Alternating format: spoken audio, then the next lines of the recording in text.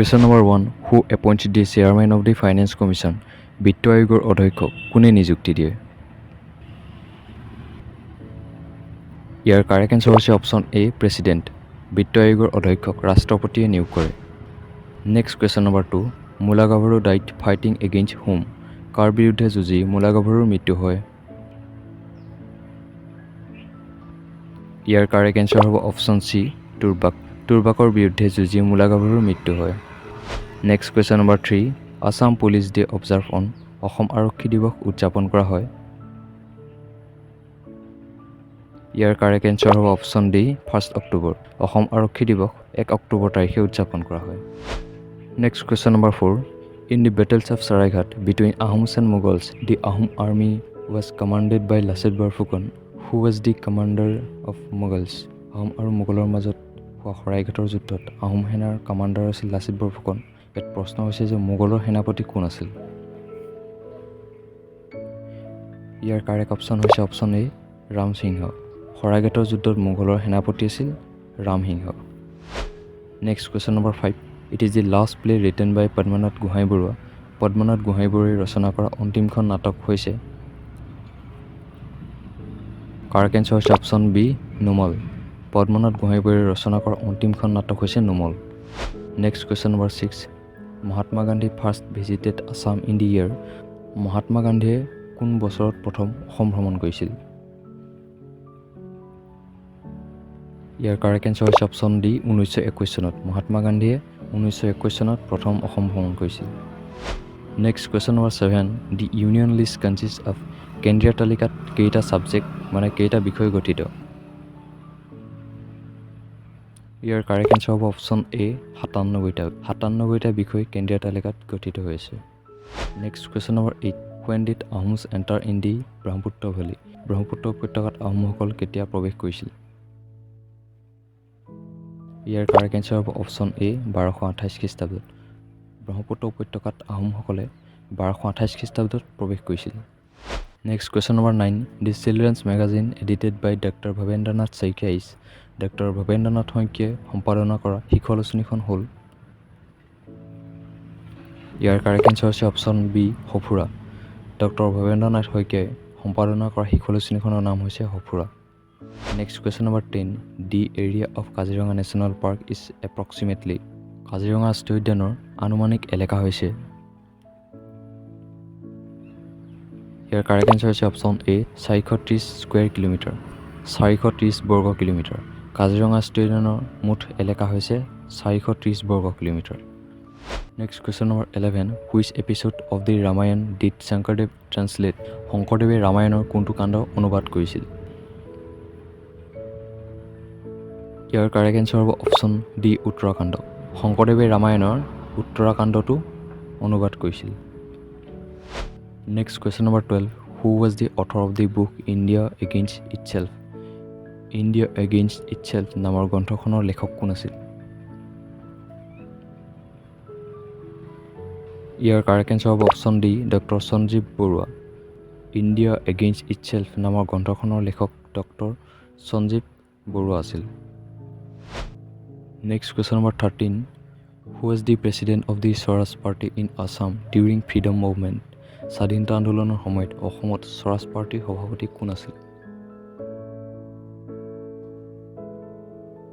ইয়াৰ correct answer হ'ব option C Tarunram Phukan.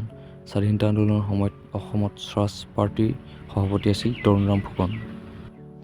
Next question number 14.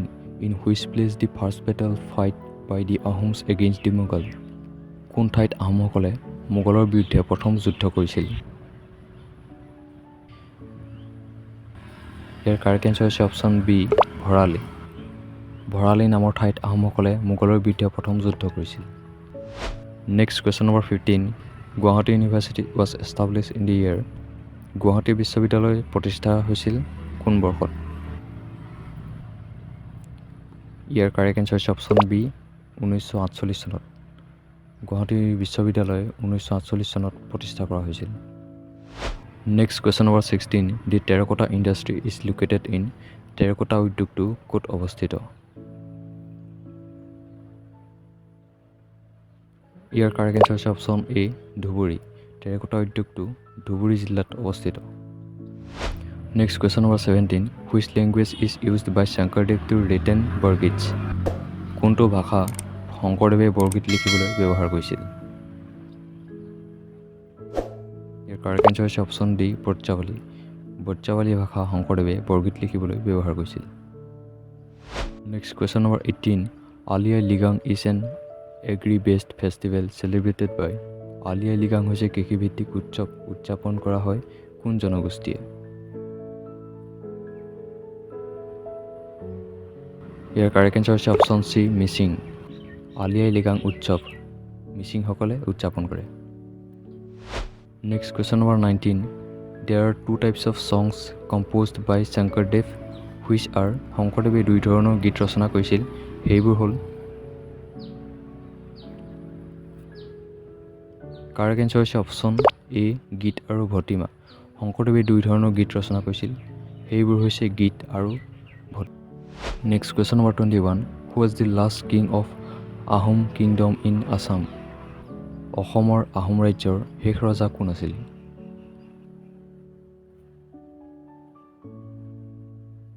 ইয়াৰ correct answer হৈছে option C Purandar Singha. Ahom ৰাজ্যৰ শেষ ৰজাজনৰ নাম হৈছে Purandar Singha. Next question number 22 in which year Sukapha establish Ahom kingdom in Charaideo কোনটো বছৰত চুকাফাই আহোম ৰাজ্য চৰাইদেউত প্ৰতিষ্ঠা কৰিছিল? ইয়াৰ কাৰেক্ট এনচাৰ হৈছে অপশ্যন এ 1253। 1253 খ্ৰীষ্টাব্দত চুকাফাই আহোম ৰাজ্য চৰাইদেউ প্ৰতিষ্ঠা কৰিছিল।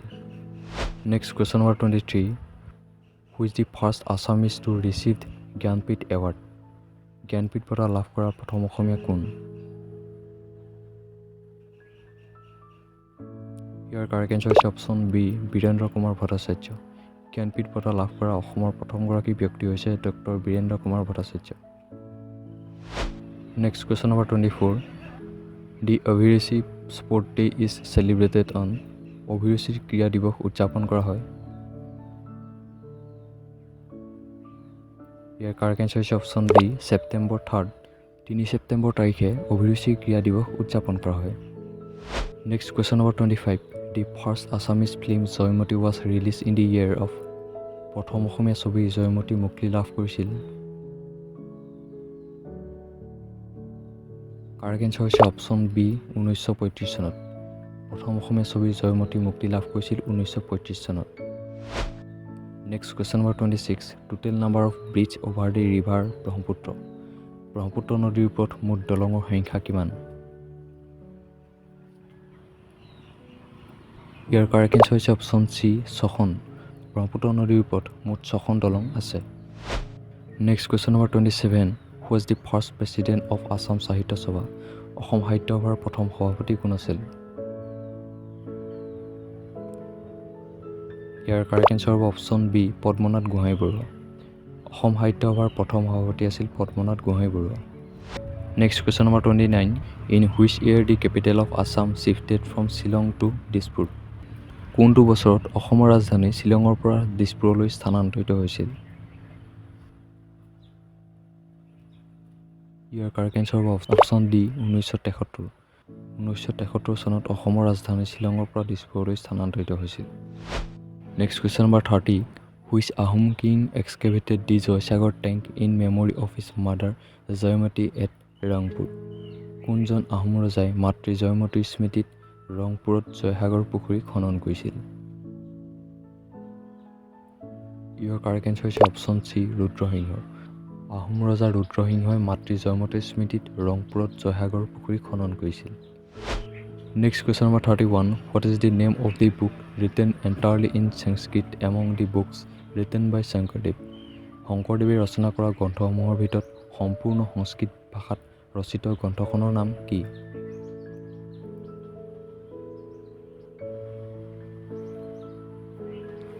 ইয়াৰ কাৰেক্ট এনচাৰ হৈছে অপশ্যন বি ভক্তি ৰত্নাকৰ। শংকৰদেৱে ৰচনা কৰা গ্ৰন্থসমূহৰ ভিতৰত সম্পূৰ্ণ সংস্কৃত ভাষাত ৰচনা কৰা গ্ৰন্থখনৰ নাম হৈছে ভক্তি ৰত্নাকৰ।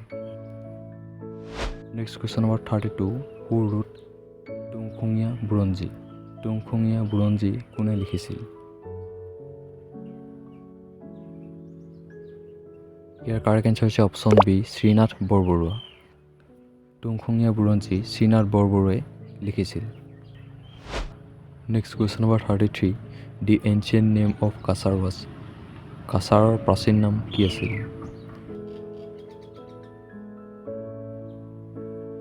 ইয়াৰ কাৰেক্ট এনচাৰ হৈছে অপশ্যন এ হিডিম্বা। কাছাৰৰ প্ৰাচীন নাম আছিল Hidimba. Next question number 34 the first capital of the Ahom was. আহোমসকলৰ প্ৰথম ৰাজধানী কি আছিল? ইয়াৰ কাৰেক্ট এনচাৰ হৈছে অপশ্যন বি চৰাইদেউ। আহোমৰ প্ৰথম ৰাজধানী আছিল Charaideo. Next question number 35 Rani Gaidinliu a famous character of Indian movement belong to which tribe. ভাৰতীয় আন্দোলনৰ বিখ্যাত চৰিত্ৰ ৰাণী গাইডুল্লা কোন জনগোষ্ঠীৰ আছিল? ইয়াৰ কাৰেক্ট এনচাৰ হৈছে অপশ্যন বি অসমৰ নগা জনজাতি। ভাৰতীয় আন্দোলনৰ বিখ্যাত চৰিত্ৰ ৰাণী গাইডুল্লা অসমৰ নগা জনজাতিৰ আছিল। চ' আজিলৈ ইমানেই আছিল। এইকেইটা কুৱেশ্যন মই তোমালোকৰ প্ৰিপেৰেশ্যন আৰু অলপ বুষ্ট হ'বলৈ দিছোঁ। পৰীক্ষা যিহেতু পাইছেহি, আশা কৰোঁ তোমালোকৰ প্ৰিপেৰেশ্যন ঠিকে চলি আছে। ভগৱানৰ ওপৰত প্ৰাৰ্থনা আছে যে সকলোৰে পৰীক্ষা ঠিকে থাকে যায়। শেষত তোমালোকে যিসকল মোৰ চেনেলৰ নতুন তোমালোকে চেনেলটো ছাবস্ক্ৰাইব কৰি থবা আৰু ভিডিঅ'টোৰ পৰা যদি তোমালোকে অলপ হ'লেও উপকৃত হৈছা তেনেহ'লে ভিডিঅ'টো এটা লাইক কৰি দিবা। চ' আকৌ এটা নতুন ভিডিঅ'তে তোমালোকক সকলোকে পুনৰবাৰ লগ পাম বুলি আশা থাকিল। ধন্যবাদ।